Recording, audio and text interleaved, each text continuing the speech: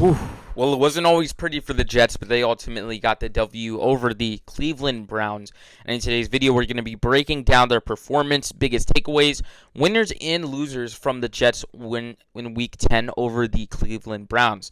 So starting off with it, I wanted to talk about Justin Fields, 6 for 11 for 54 yards, 1 interception, and 1 touchdown. This offense is putrid. That's the best way I can put it into perspective. They could not get anything going in the first half. Ultimately, it came alive in the fourth quarter. Justin Fields in the Jets offense looks horrible. They had 2 weeks to scheme against this Cleveland Browns defense. And the way that they came out and played, for me, is a reason of concern. For me personally, I expected them to come out a lot better than they ended up coming out and winning. Their leading receivers was number 1 Breece Hall for 1 reception for 42 yards, and then all the receptions after that were either for 4 or 3 yards because the pass game was putrid and awful for this Jets team. Ultimately, they were able to get the W, but this pass offense needs to improve, especially as they are going to play the New England Patriots on the road on Thursday.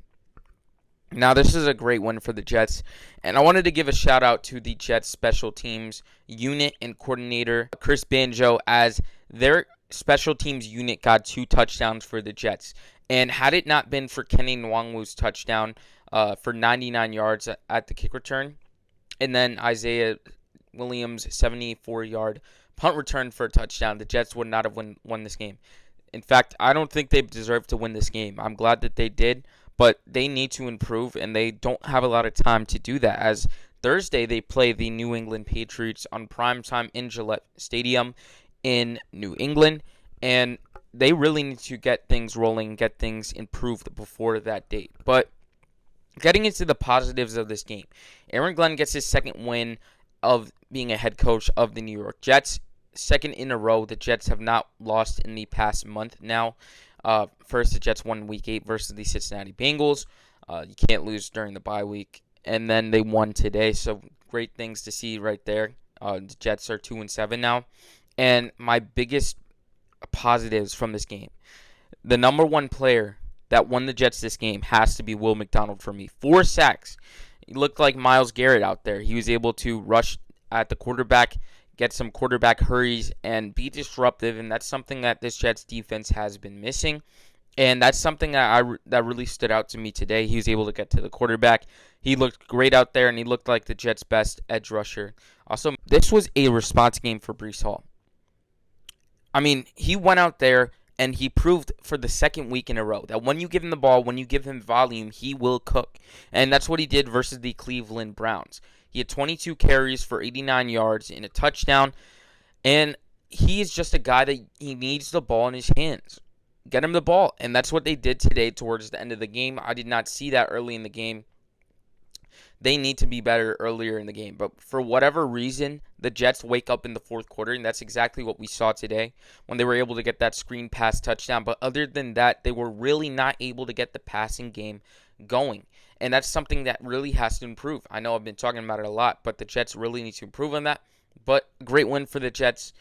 I just thought that they were resilient. They did not give up. And this was the first game that they really didn't have to play from behind because they went into halftime with the game tied at 17 apiece. And then ultimately were able to go up and win this game 27-20. But Justin Fields is going to need to step up. This is one of his worst games that he's had so far. You can blame it on the weather conditions, but they are simply not able to get things going. I know they were able to get the win here, so it's not as bad, but versus a legit football team, that would have been an absolute horrible stat line. One thing I will say about the Jets line is that they were able to stop Myles Garrett to getting to the quarterback, and that's something to that's something that you should keep in mind. They ultimately were able to stop Myles Garrett, Carson Schwarzenegger, and then also their defensive line. They gave up 3 sacks, but other than that, I think they were pretty good. And play calling, I feel like, should be a concern to me. Tanner Engstrand did all right in this game, in my opinion. The Jets were ultimately able to get the W, but I think that versus the Patriots, the play calling is going to have to change. And we've seen it be too conservative at times, and then Justin Fields not wanting to throw the football down the field.